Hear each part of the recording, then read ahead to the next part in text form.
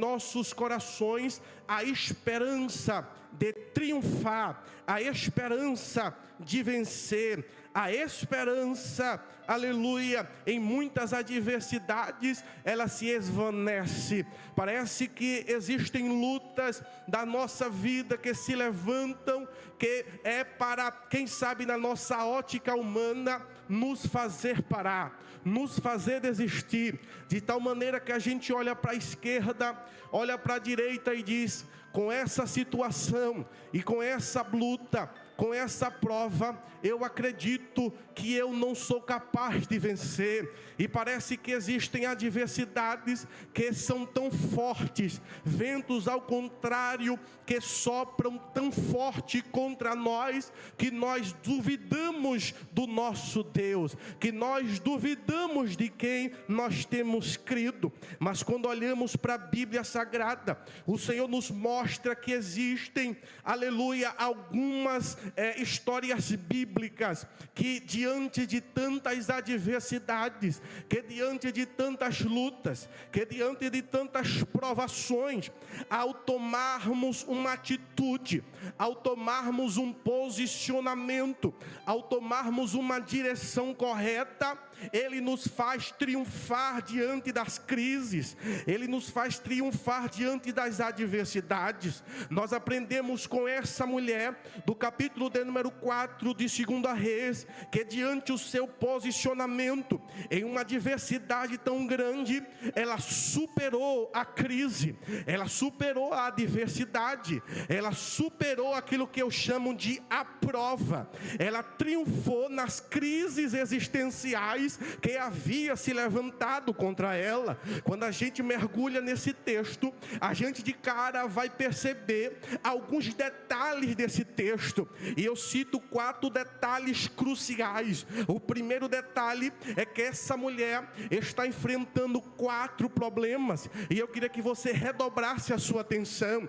Essa mulher do capítulo 4 do livro de 2 Reis está enfrentando 4 adversidades, está enfrentando 4 lutas. E qual é, presbítero Djalmi? A primeira luta é que ela perde o seu marido, ela fica viúva, e uma viúva no contexto bíblico é difícil. Na maioria delas, no contexto bíblico, quando a mulher ficava viúva, em muitos casos ela vendia a sua casa, a sua prioridade, e também ela iria mendigar. Muitas delas chegavam até mendigar por causa da luta, porque não existia mão de obra para muitas mulheres. Então, quando a mulher ficava viúva, era uma luta tão grande. Essa mulher perde o seu esposo. Essa mulher também está passando por um problema, porque ela tem uma grande dívida. Não se sabe quem herdou ou quem foi o culpado desta dívida. Só se sabe que ela está numa crise tão grande que ela tem uma dívida, que ela olha para os seus recursos e ela não tem recurso nenhum para poder pagar essa dívida. A terceira dificuldade é a dificuldade financeira. Esta mulher está vivendo um aperto tão grande que o pouco que ela tem na sua visão não vai poder suprir o seu problema, não vai fazê-la triunfar no meio da adversidade. Existe um quarto problema, e este quarto problema é uma ameaça. Por quê?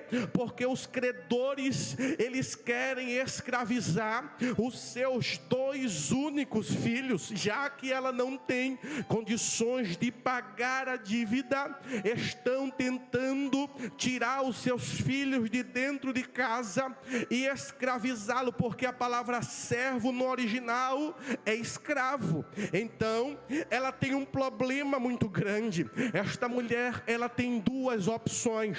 Qual é as opções que ela tem, irmão Djalmi? A primeira opção que esta mulher tem é ela ficar apenas lamentando.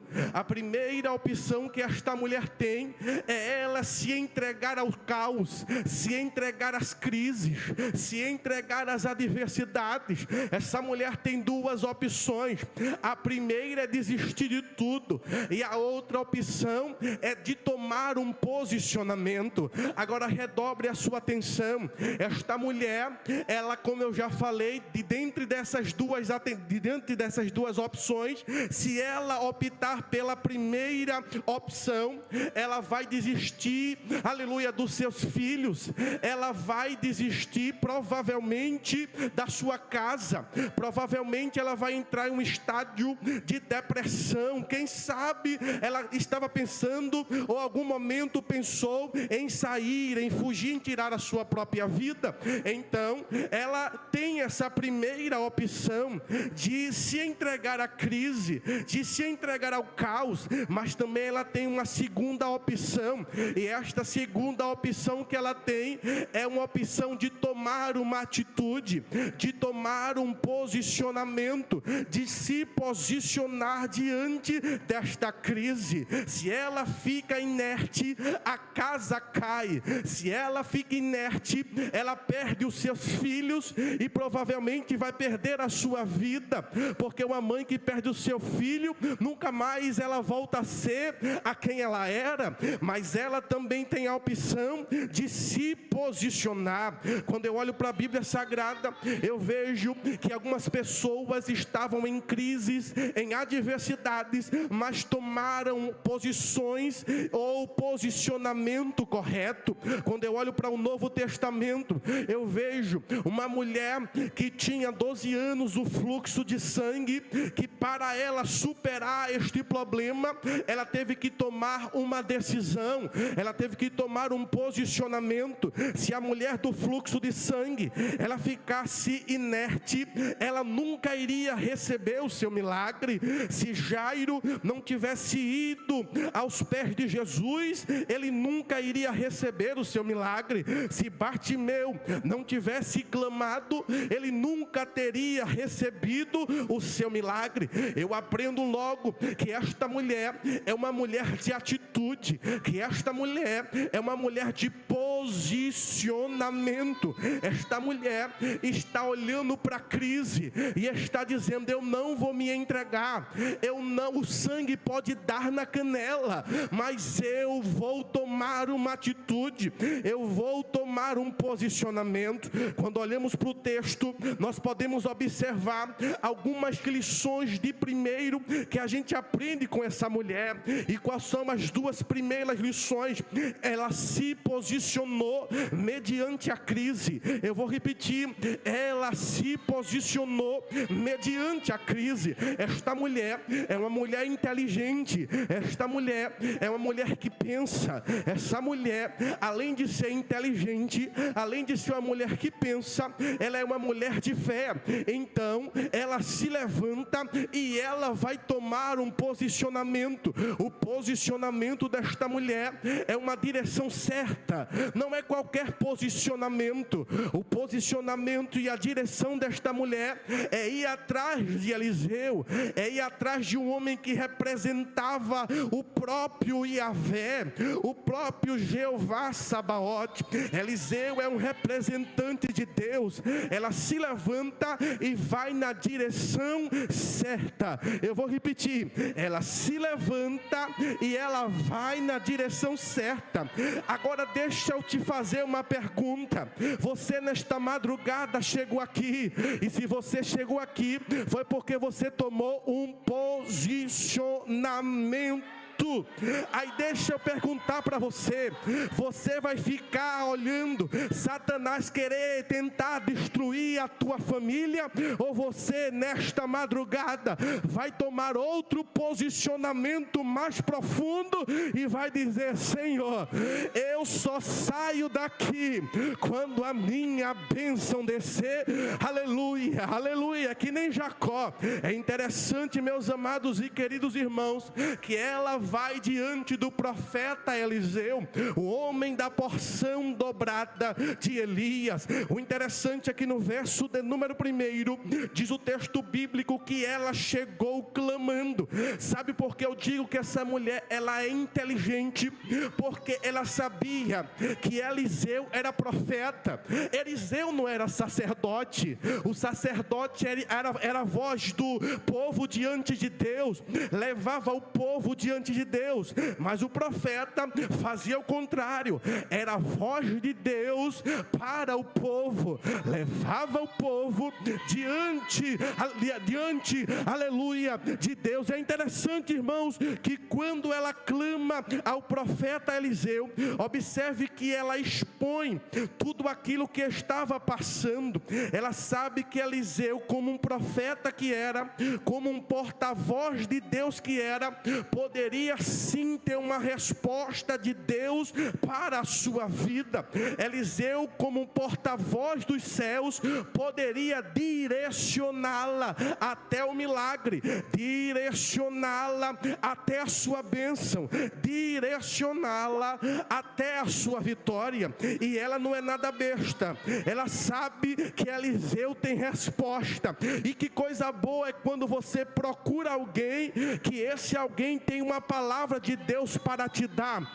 Eliseu representa o próprio Deus, trazendo uma aplicação nesta madrugada. Ela está buscando um direcionamento, ela está buscando a voz de Deus. O que faz me perguntar nesta madrugada é: quem nós estamos procurando nos momentos da dor, na hora das adversidades? É interessante que muitos têm procurado na esfera horizontal, com fulano, com ciclano, com o vizinho da esquerda, com o vizinho da direita, e não procura de fato um homem, uma mulher de Deus ou o próprio Deus. O interessante é que ela vai até a pessoa certa, ela vai até a pessoa certa. Deixa eu abrir um parêntese nesta madrugada para dizer: você chegou no lugar certo, você chegou no lugar certo. Ela vai desabafar, ela vai contar o seu problema a quem pode dar uma direção, a quem pode dar a ela o caminho da vitória, porque existem certos problemas que a gente não pode contar ao irmão, à irmã, tem que ser somente nós e o Senhor, é eu e Deus. É por isso que a sunamita, quando estava com um problema com seu filho que estava morto, ela vai procurar Eliseu. No meio do caminho, Geazi aparece e pergunta para ela: vai bem contigo? Vai bem com teu marido? Vai bem com teu filho? E ela diz: vai bem. Por quê?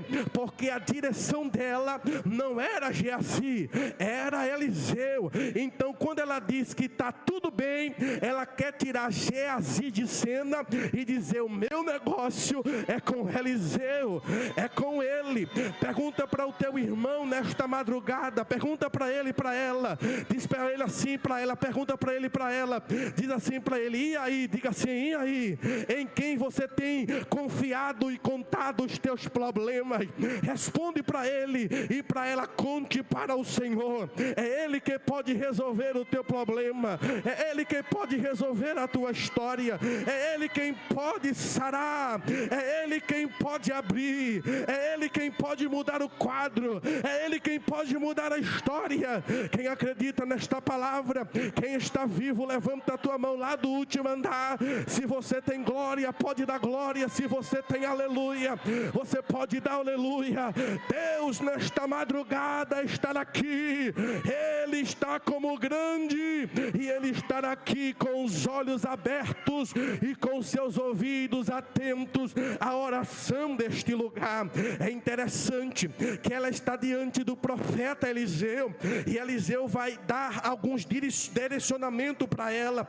E Eliseu é interessante porque Eliseu, ele é um líder, e é interessante a gente poder contar com um líder que tem direcionamento de Deus. O direcionamento de Eliseu para ela é interessante, e eu aprendo algumas lições. Porque primeiro, quando ela disse ao profeta: olha, profeta, o meu marido, o teu servo, morreu, e tu sabes que o teu servo temia o Senhor. Veio o credor levar os meus 2 filhos para serem servos. Há quem diga que o marido dela era Obadias, um grande homem de Deus, que fez um grande trabalho no reinado de Acabe com os profetas de Deus. Só que Eliseu está olhando para ela, e o que é que Eliseu diz para ela a princípio? E disse Eliseu a ela no verso de número 2, olha o que Eliseu diz a ela: que te hei de eu fazer? É uma pergunta, só que a princípio Eliseu continua a sua pergunta, só que agora ele não vai perguntar, agora ele quer que ela coloque para fora o que é que ela tinha dentro da sua casa. Observe que o profeta Eliseu pergunta para ela: o que é que você tem em casa? O que é que você tem dentro de casa? Parece que Eliseu já sabia que a solução para o problema daquela mulher estava dentro da sua casa. Olha o que Eliseu diz: mulher, eu quero que você me revele, eu quero que você diga para mim o que é que você tem em casa. Irmãos, aquela mulher, quando ela recebe esta pergunta do profeta Eliseu, a princípio ela diz assim: olha, a tua serva não tem nada em casa, vírgula. A vírgula aqui é uma pausa. A princípio, o que é que ela está dizendo ao profeta Eliseu? Ela está dizendo ao profeta Eliseu, em outras palavras: profeta, o meu problema é tão grande, a adversidade é tão grande, que aquilo que eu tenho em casa é uma botija de azeite, aquilo que eu tenho em casa é muito pouco.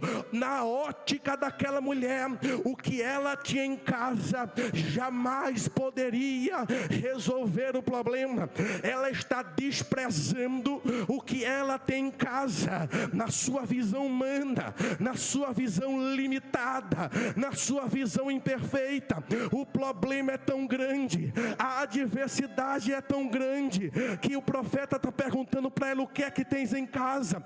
E ela está dizendo: o que eu tenho em casa é tão pequeno para o tamanho do meu problema. Não sabia ela que Deus não precisa de muita coisa para operar, que Deus não precisa de muita coisa para agir, que Deus não precisa de muita coisa para fazer. Não, não. Mal sabia ela que a resolução do seu problema estava dentro da sua casa. Só que há uma pausa, há uma vírgula, e ela vai terminar dizendo: olha, não tenho nada em casa, senão uma botija de azeite. Vou repetir: a tua serva não tem nada em casa, senão uma botija de azeite. Mal sabia ela que aquilo que ela tinha era suficiente.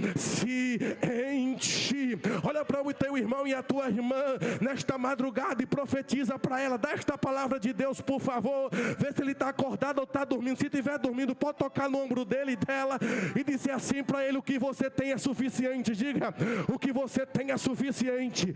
O que você tem é suficiente. O que você tem é suficiente. Não desqualifique o que Deus colocou na tua mão. Aleluia. Vai começar a esquentar.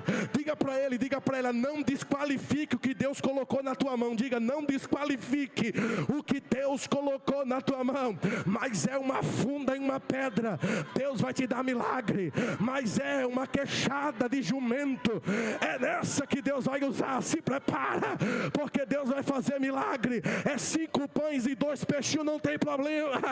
É com isso, é com isso, é com isso que Deus vai fazer o milagre. Ah, mas é só uma vara. Estende a vara sobre o mar, que o mar se abrirá. Oh glória, Oh glória, oh glória. Você pode dizer, mas não tenho tanta coisa lá em casa. Lá em casa eu tenho um filho que está na droga, eu tenho uma filha que está na prostituição. Pois é com ele que Jesus vai salvar e vai mudar a tua história. É ela que Jesus vai salvar para mudar a tua história. Não desqualifique as coisas pequenas. Deus é especialista em usar as coisas que não são para confundir a que são. Olha a fome em Samaria. A fome estava lastrada sobre Samaria. Irmã Adna, quem Deus vai usar? Deus não vai usar os anéis do dedo, não. Deus vai usar 4 leprosos que estavam na porta do lado de fora. Deixa eu te dizer o seguinte: não menospreze quem está do lado de fora, porque Deus pode usar quem está do lado de fora para fazer um milagre. Pega na mão do teu irmão aí, isso, pega, e diz assim para ele: não desqualifique o que Deus colocou na tua mão. É pequeno, é verdade, não tem valor, é verdade, não tem nome, é verdade, mas Deus vai usar para mudar. 5 segundos de glória, eu já vou continuar. Cadê a glória? 5, vai, inunda. 4, 3, 2, 1, da glória.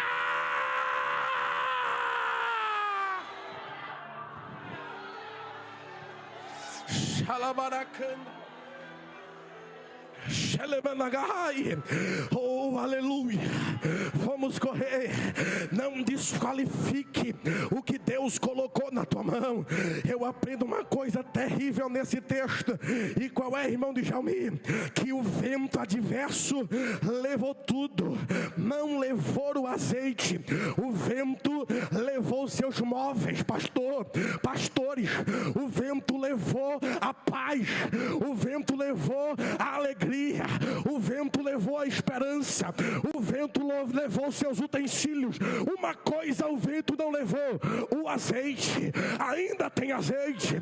É como se ela está dizendo: o vento soprou da esquerda, o vento soprou da direita, mas eu ainda tenho azeite. Deixa eu te dizer um segredo. Sabe por que Satanás se levanta contra a tua vida, mas toda ferramenta preparada contra ti, aleluia, não prosperará? É porque você tem azeite. É porque você tem azeite. Soprou o vento da enfermidade, mas não te derrubou porque tem azeite. Soprou o vento do desemprego, mas não te derrubou porque tem azeite. Tem azeite. Tem azeite. Tem azeite. Não abra mão do azeite. O que não pode faltar na vida de crente é azeite. É azeite. Tem azeite. Tem azeite. Tem azeite aí. Pergunta para o teu irmão aí. Pergunta para ele: tem azeite? Tem azeite? Crente que tem azeite a gente conhece logo. Crente que tem azeite, ele adora. Ele adora. Isso. Adore aí.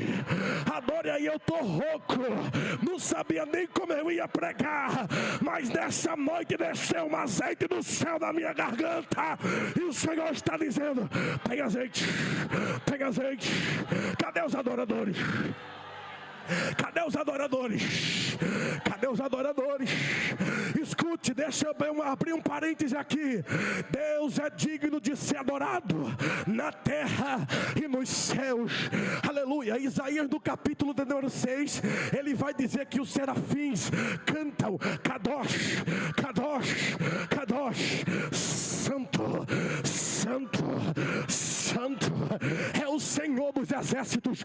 João, em Apocalipse capítulo de número 4, vai dizer que diante do trono de Deus existem 24 anciões. E sabe o que eles fazem? Os velhinhos lá, não é velhinho aposentado que tem muleta e que não pode andar, não. Esses velhinhos aqui dá lugar. Eles estão diante do trono. E diz João no capítulo 4 de Apocalipse que ele tira as coroas da cabeça, lança as suas coroas diante do altar, se prostra diante do altar do Cordeiro e grita: digno és, de honra, de glória, de poder. Deixa eu te dizer o seguinte: você não der glória, vai ter que dar glória agora. Se não der, porque tu tá ruim mesmo. Escuta, em Apocalipse capítulo número 4, João vai dizer que lá, diante do trono do Cordeiro, existem 4 animais. Quantos animais? Diga comigo, 4. Esses animais, meus pastores e minhas irmãs, não late, não diz miau, miau, não. Esses 4 animais olha para o Cordeiro e diz para o Cordeiro: o Senhor é o Deus dos exércitos, que era, que é, que há de vir. Se os animais adoram, se os querubins adoram, se os serafins adoram, se os anciões adoram, cadê os adoradores? Cadê os adoradores? Adore aí, adore aí. Tem azeite na casa, tem azeite aí.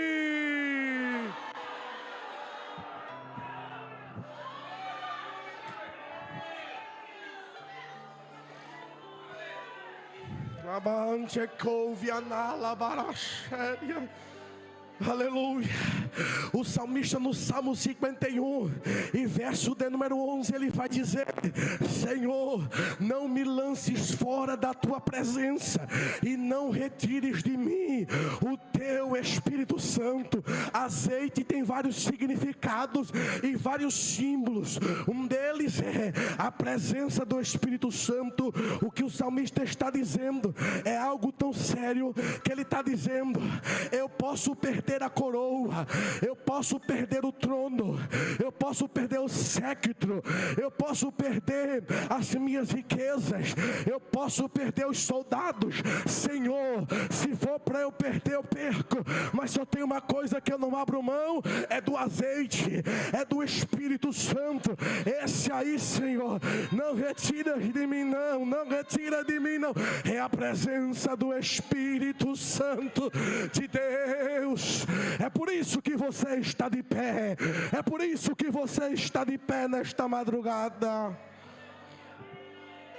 Interessante que o profeta Eliseu, ele vai dizer, ou ele vai dar algumas orientações àquela mulher, e o profeta a orienta dizendo para ela: primeira orientação, vai, e está explícito no texto.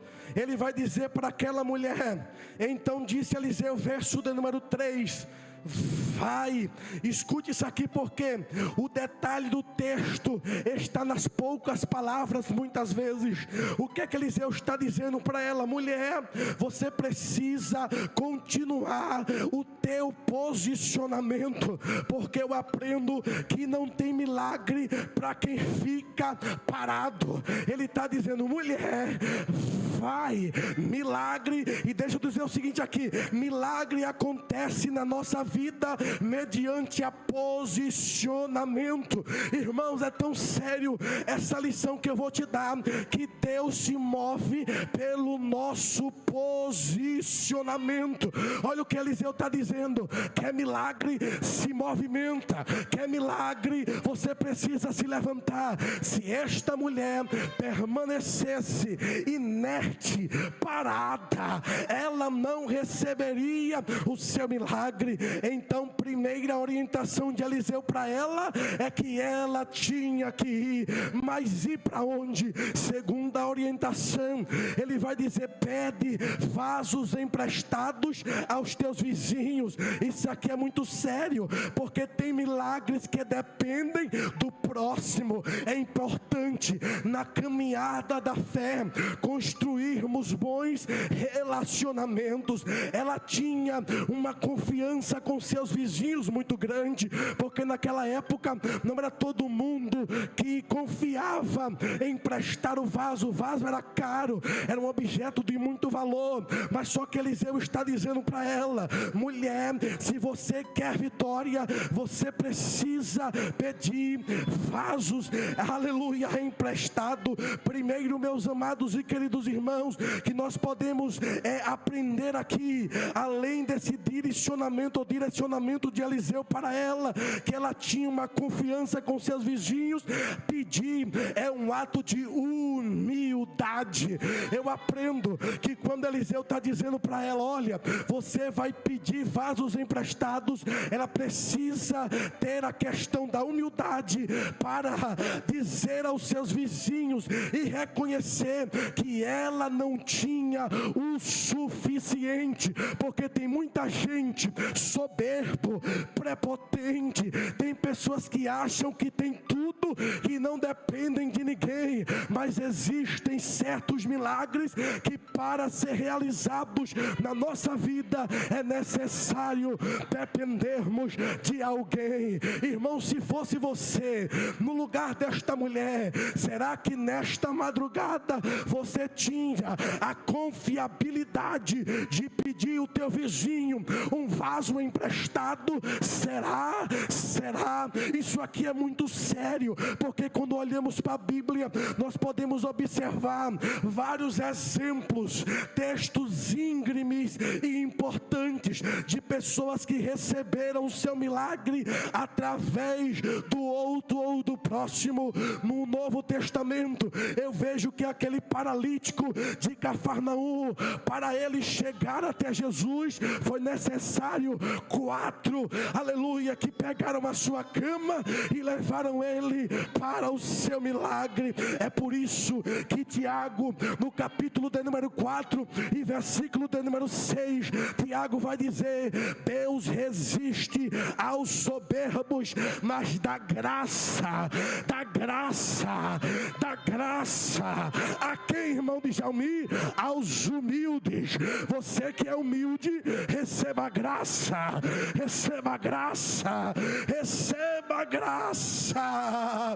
Você poderia olhar para o seu irmão e dizer assim para ele: eu preciso de você para receber o meu milagre. Diga para ele assim: eu preciso de você para receber o meu milagre. Isso, diz assim para ele: eu preciso de você para receber a minha vitória. Interessante que Eliseu vai dizer assim para ela: você precisa pedir vasos, diga comigo assim, vazios. Interessante que Deus, Ele não precisa, aleluia, de muitos vasos com azeite, não. Ele já tem um azeite numa botija de uma mulher viúva. Então o que é que Deus precisa? Deus precisa de vasos vazios. E é interessante isso aqui nesse texto, porque vaso cheio não tem espaço para azeite. Vaso cheio de quê, presbítero de Jalmi? Vaso cheio de pessoas cheias de orgulho, de arrogância, aleluia, pessoas prepotentes, cheias de prepotência, de orgulho, de inveja, são vasos cheios daquilo que não agrada ao Senhor e precisam ser esvaziados para serem cheios de azeite. É por isso que o apóstolo Paulo, em Efésios capítulo de número 5 e versículo de número 18, ele vai dizer: irmãos, não vos embriagueis com vinho em que há contenda, mas antes